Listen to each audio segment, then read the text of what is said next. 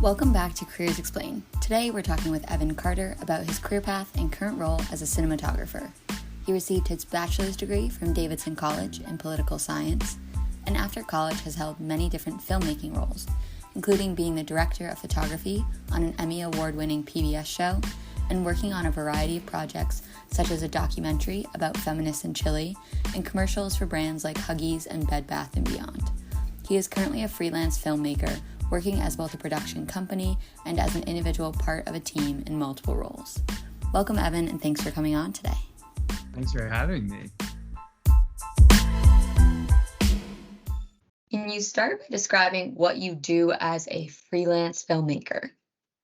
So I wear many hats. I'm trying to wear fewer hats these days and really focus on cinematography specifically, but I'm directing films, I'm editing films, I'm going out and I'm working on documentary projects as a cinematographer. I work on commercial projects, music videos, short films, just like a huge variety of stuff.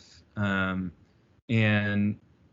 these days I'm mostly trying to do cinematography and trying to kind of have that be the central part of my career and focusing on storytelling through cameras and that whole avenue.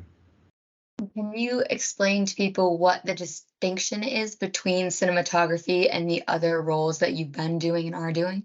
Sure. Yeah. So I think, previously I would kind of work on films from start to finish in every single aspect of a film. I'd work figuring out, what the client might want or what a producer at a certain news agency would want, and then running pre-production, lining up interviews, locations, figuring out crew, figuring out all the different aspects that a film, short or large, might require. And then I would physically go out and capture all the footage that was needed, often, going out by myself and working as like a solo filmmaker and doing the lighting, doing the sound, doing the questions, like asking all the questions, coming up with the questions, especially with documentary stuff. And then I'd take all that footage and I'd edit it into a final piece. And so I started as an editor, and that has really informed a lot of my filmmaking, which I think I really appreciate now. But I as I've moved through different stages of my career, I feel like I really gravitate towards cameras, and I really gravitate towards the visual side of the storytelling, and really trying to like hone my craft as much as I can, specifically toward just the camera side of things. And that comes with a lot of directing as well, but I don't love the pre-production side of things as much, in terms of the nitty-gritty planning and producing all of the different parts or getting funding for films. That stuff stresses me out. So So you decided to let the logistics and all of that of the preparing and then the editing after, let someone else manage that going forward. You're going to focus on the camera video taking for someone else to edit and put together. So cinematography is now the main focus. Yes. I think also as I've gone through my career and worked on bigger and bigger projects, you realize that the higher up you get, the more impossible it is really to, do all of those roles, to be good at all of those roles simultaneously. And, there are just people in this industry that are so talented at different parts of the production. And like, I know that my, I think it helps that I know how to do a lot of different things, but really being able to focus and lock in on one specific part of a production really helps me be really good at what I do, and then also elevates the final product to be something that's a lot a lot nicer looking and more impacting than it might be if I am trying to do everything all at once, kind of with my head cut off running around, you know. Completely. So the model of going from you have years of experience as a generalist, which helps you understand the other aspects that you need to work with, but now specializing Yeah, that you have the experience going forward. And exactly. you talked about in that generalist period that you're still kind of segueing out of now, doing a variety of lengths, topics. How do you determine what you're going to work on? And what's the process for getting those roles as a freelancer? A lot of it is just, you know, lining up with the right people, networking with the right people, and finding friends, and the people around you really, for me, have kind of informed a lot of my work. And I'm finally getting to a place where I'm starting to say no to projects, because for a really long time I was just, anything that came at me I was like, let's do it. Like, I think freelancing, you don't really ever know where your next paycheck will come from sometimes. So it's, you know, if you don't have a safety net to fall back on, it's a little scary, saying no to a project when you don't know if you're ever going to work again. And this year was particularly bad for filmmaking, with all the strikes happening, and I think a tough time in the economy. It was really just, you know, for everyone in the industry, a hard year. And so saying no to things, you know, you kind of find yourself in different positions at different times, and you're going to say yes to some things that you might not have thought you would say yes to 2 years ago. But, you know, here you are, and no career is a straight, I don't think, personally, I've never seen anyone's career be like a straight trajectory to, like, you know, this is what I want to be doing and I'm only going to be doing that from now on. And I think, you know, I've been really, really, really lucky to connect with some amazing, amazing filmmakers and other people, along the way, that have really led me to some really interesting projects.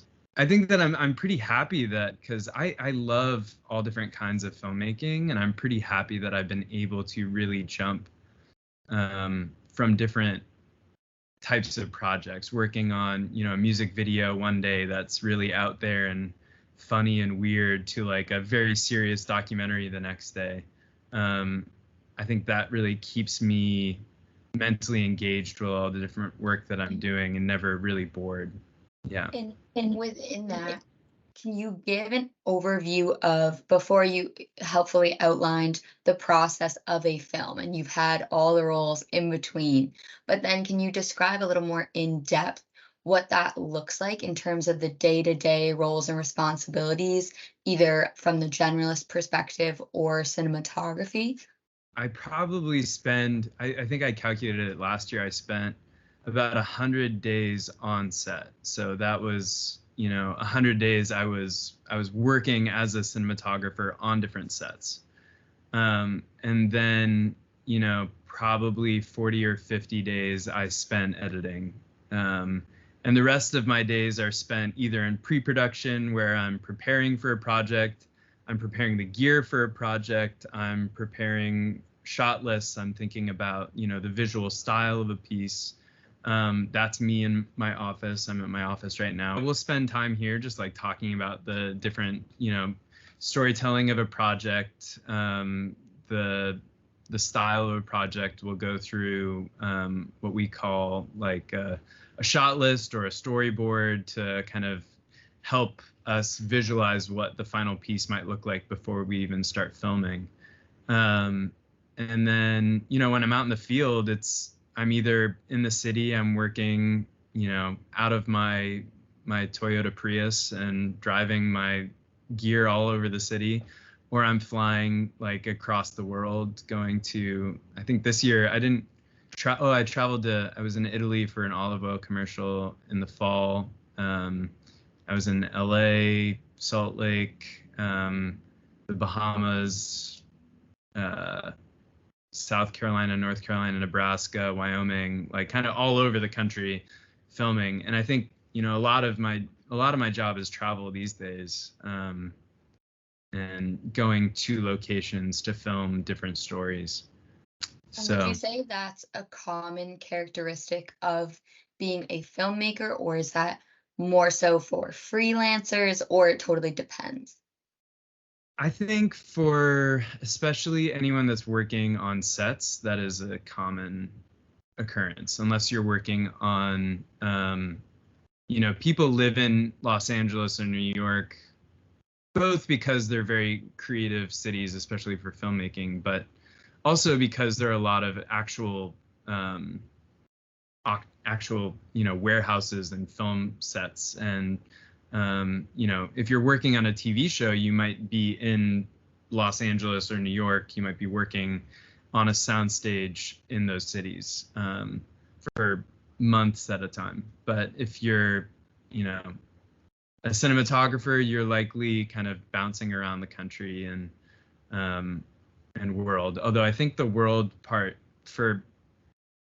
I think for good reason, they're starting to transition out of sending people all over the place because until you get to the very top, I think it's just, both because of costs and then I think also because of climate and carbon considerations, it's just a lot of money and a lot of, waste to send someone and a whole film crew from the US to a different location. So for smaller projects, I think they've started hiring more local, which I think is a really good thing, net for So maybe travel will be less, at least globally, may become less a part of the role going forward. And you said maybe, no guarantees, potential. And so you said that you usually get the roles through networking essentially. And can you walk through an example? I know you do a variety, so maybe one of your more common types of films in terms of breakdown of what the process looks like from when they ask you to start and the timeline for that. I'll go with like a mid-tier, like middle form documentary slash like mid-tier commercial. It's usually you get a call a couple weeks to a month in advance of the project. And you get a call from a producer saying, hey, we're interested in these dates, are you available? And then they'll give you a soft hold, as they call it, which says like, we might hire you and for those dates, and wait for a firm confirmation. And so then you wait, and then eventually they'll firm confirm you onto the project. And you're after that, you're in conversations with the producer, with the director, and you're figuring out the style of the piece. You're figuring out, what exactly each of these days is going to look like. And you're just preparing. And then, eventually you go and work on the project. And that could be from 2 to 3 days of a shoot to, I think the longest I've been out on a project is 2 weeks. And then you wrap, and if you're just the cinematographer like me, then you're done. That's it. Which is nice. I like that. I like letting go and just being able to say like, all right, you all take care of this, finish it.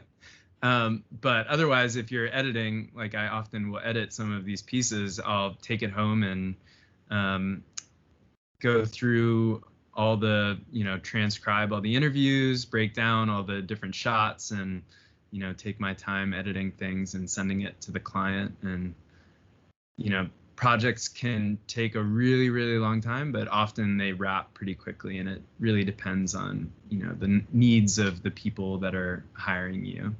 And so with the variation of the timeline and just how many projects you work on a year, are you usually focusing on one at a time and trying to line them up so you have the next one, or do you ever work simultaneously on multiple?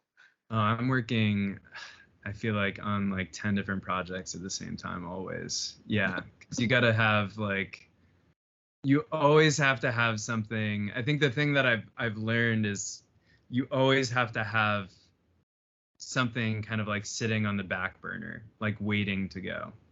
And people put out feelers. Like I have a really like a big feature length documentary that I might work on this year. And then like a PBS travel show that I also might work on. And both of those things, like I have no idea what the schedules are. I have vague ideas if they're going to happen or not. But like, I have to like it's nice to have those things potentially in the works. And those things, I'm not doing much for them. I'll have a couple meetings talking about like style and like thoughts of different things. But right now I'm editing a piece. I have a shoot next week. I have a shoot this week. I have I don't know, potential other projects. I have my own passion projects that I'm thinking about doing. I think it's a lot of juggling. It's a lot of juggling. I wish it was less juggling sometimes, but it does. It keeps it moving, and you're always kind of engaged in something. And I don't think I'd want. There was one summer that I worked on one PBS show all summer, and I kind of I loved it. It was amazing. It was so much fun to just have like almost like it was 12 hours a day, but you have your job and that's it. You're done at the end of the day. And I wasn't thinking about what's next. But at the end of that show, I ended up not getting any work for like 2 months. And it was because I wasn't really like putting out feelers. I wasn't thinking about like what's next. I was just kind of living in the moment of that project. And so I kind of learned from that, okay, it's smart to have like some things on the back burner and thinking about like, okay, if I don't have something that someone's going to hire me for, what can I do myself that's like creative and interesting and fun and produced? So right, don't put all your eggs in one basket. And then the diversity of things that you can work on, which is a plus, it sounds like, in terms of keeping your days interesting, also comes with then maybe the stress of balancing so many things at once and not knowing the timelines of all of them. Is there anything else that you like or find challenging about the role you want to highlight?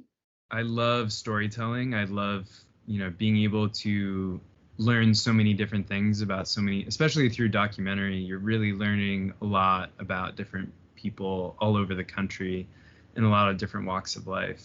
And I think that, can be really challenging trying to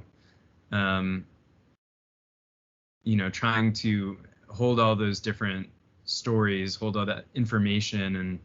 And, as a cinematographer, I'm not always the one that's thinking of the questions to ask, but a lot of the framing of a piece, a lot of the images that we capture are informed by my understanding of what's going on around me. And I think having Davidson and having a political science background really helps me every day in the documentary world, being able to think critically about things, being able to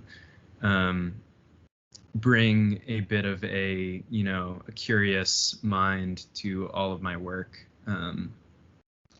And I definitely value that.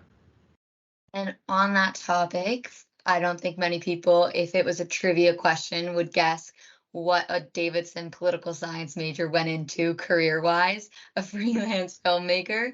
So can you give sort of the highlight reel of, from graduation, or maybe in college even, the biggest steps that led you to your current role? I worked on the Davidson show, which is probably now defunct. I don't know if that still exists, but I was really lucky to work on that with this guy, Austin Bell. He and I shot a lot of really fun and stupid and silly videos together. And through that, I kind of kept I had always done filmmaking in high school, and my senior year, these two other students knew that I had worked on the Davidson show, and they were like, hey, would you want to work on a documentary with us? And I had been thinking about maybe doing journalism in terms of, working in written journalism. And I was like, yeah, that sounds really cool. I've never even thought about doing something like that. And so being able to do that, and then also working weirdly at the college's communications team, like working for the Davidson's communications team as the student videographer, kind of like set me up in this weird way to be like, oh, actually, I really love filmmaking. And kind of want to do that. And Gave you a so taste. it gave me a little taste, and a couple of people just saying like, you're pretty good at this, or like it looks like you really like. I stopped doing almost anything else my senior year at Davidson, which was not good for my grades, but But definitely. you're here anyway. Don't take that as advice, everyone. It's not one size fits all.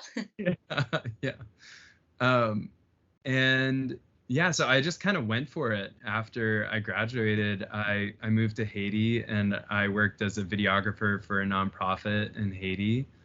And then I moved to DC, and I knew how to edit a little bit. So after working in a restaurant for a little bit, I was able to jump in as an assistant editor at the Smithsonian Channel.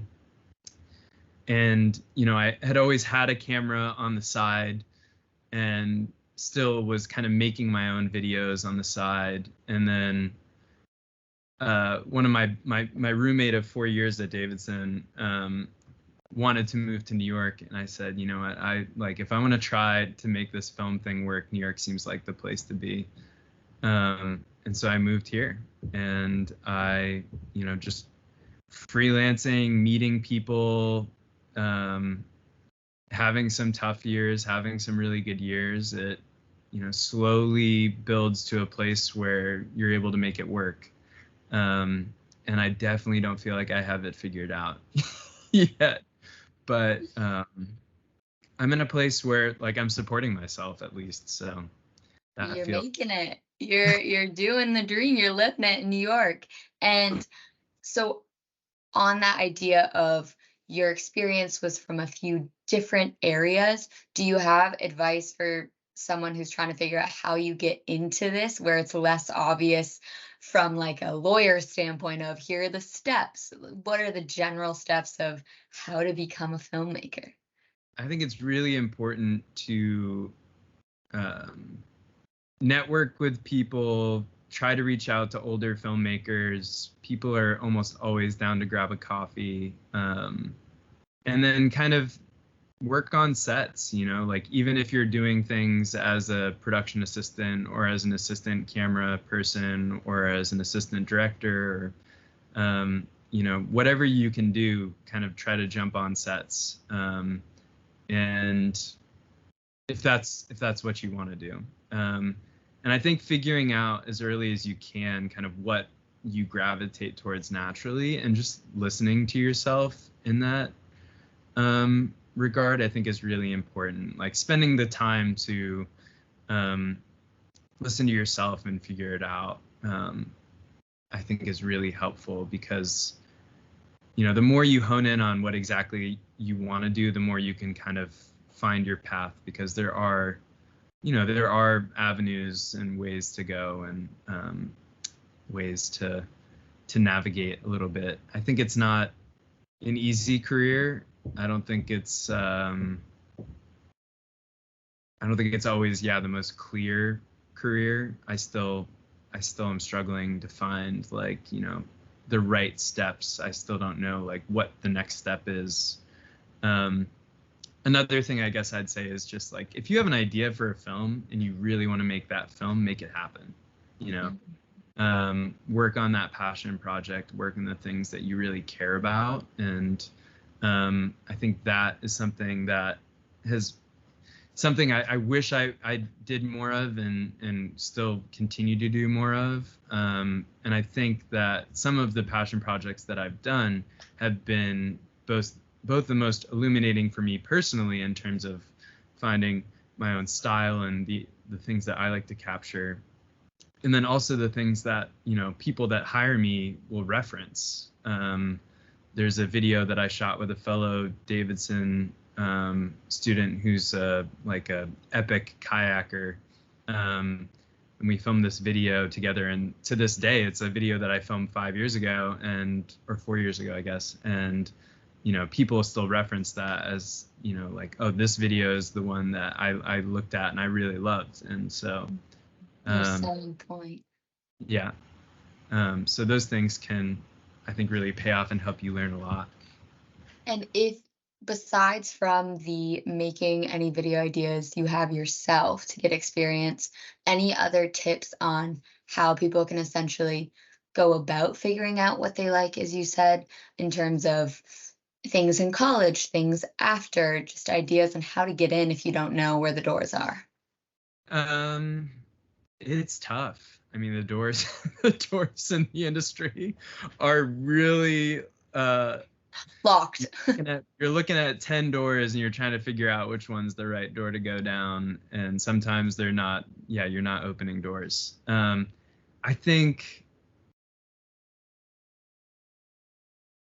I think talking to other people is a really good way to do it. Like having conversations with people in the industry, people that have experienced things. Going to film festivals, honestly, is a really, if you're interested in kind of more, narrative filmmaking or documentary filmmaking, going to film festivals is like, I didn't go to one until I had a film at a film festival, and I really wish I had gone to one before.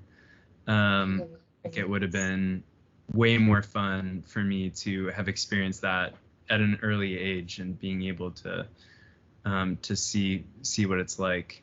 I think,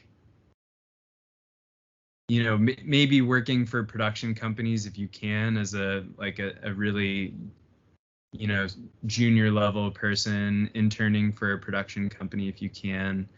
Unfortunately, I feel like a lot of the interning positions end up being more in the corporate side of things versus the kind of like practical, like on set things. But reaching out to somebody in the industry and saying like, hey, I'm interested in working on these things, and then being a production assistant, having a really good attitude, being happy to be somewhere, being nice to people, you hear that all the time. I think just kindness goes a really, really long way towards towards a next job or learning something new. And I found like people on film sets, once you get onto one, are very generous and often look out for each other. I think it's because it is a tough industry and you don't know, what your next job might be, or what you'll be working on next. I think people are very kind and look out for each other a lot, which is nice to be in a space like that.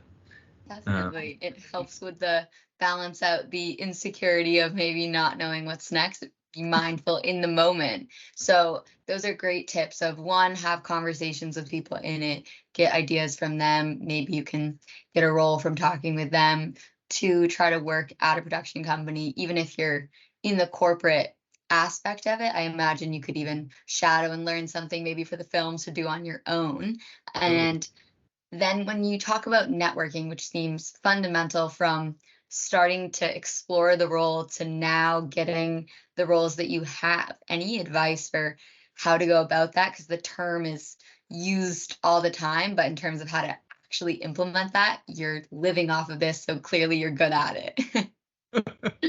I think it's, the key for me is having at least one degree of connection to somebody, like reaching out to somebody that, reaching out, if you're from Davidson, reach out to me and I will talk to you, I promise. And then, if you talk to me and you're like, oh, I'm interested in editing, then I can connect you with somebody that might be more appropriate to talk to. I think having that connection, like a friend or a school connection, another type of connection, any degree of connection to somebody will really help you have kind of a more meaningful conversation with them. I think a lot of people, filmmakers especially, will reach out to people online and say like, hey, I saw your work on Instagram, I'd love to grab coffee with you. And, those things can feel very transactional versus having at least one person that might know the person that you're reaching out to. That being said, I think if you're really gung-ho and excited and eager, like reaching out to people online doesn't hurt.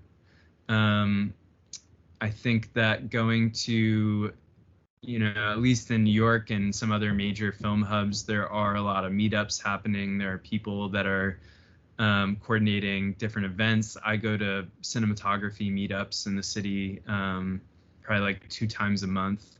And then going to film festivals is another really good way to network.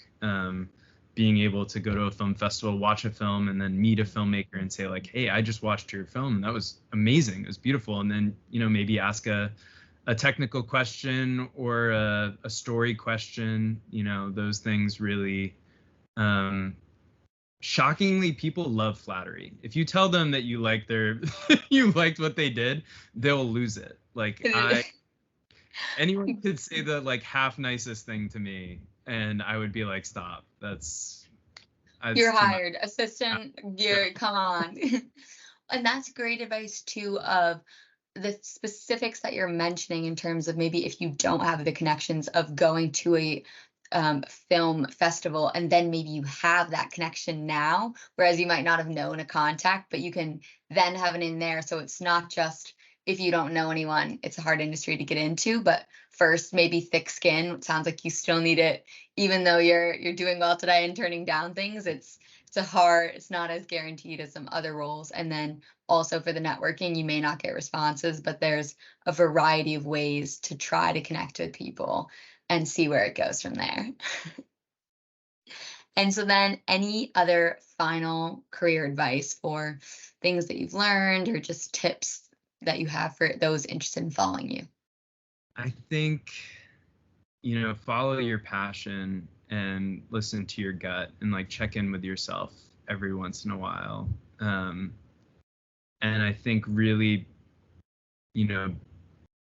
being able to listen to yourself and have those conversations with yourself and, following your creative dreams or passions is really important in this field, because you can very quickly start working on things that, are soul sucking or, are things that you might not want to be doing, and being able to check in with yourself and say like, okay, this is what I want to be doing. And then, I think for me, just like being able to pursue that and to push to get those things done is really important. It can be really hard, but it's really important. And I think, having the ability to express that like creative side of yourself in a work that is yours, or in a work that is like amongst friends and amongst peers, and something that you really wanted to make, both rejuvenates your creative soul, and then also helps to express your vision to the world. And what you put out there is kind of what you get back. So the more you put out that work that you care about, the more people will probably reach out to you about that kind of work. Passion shows not only in how you carry yourself, helping with the thick skin, but also in the end product. That's great advice, and everything you've said today has been super helpful. So thank you for sharing a little bit about what you do, and I'll link how people can find you and your work on the episode.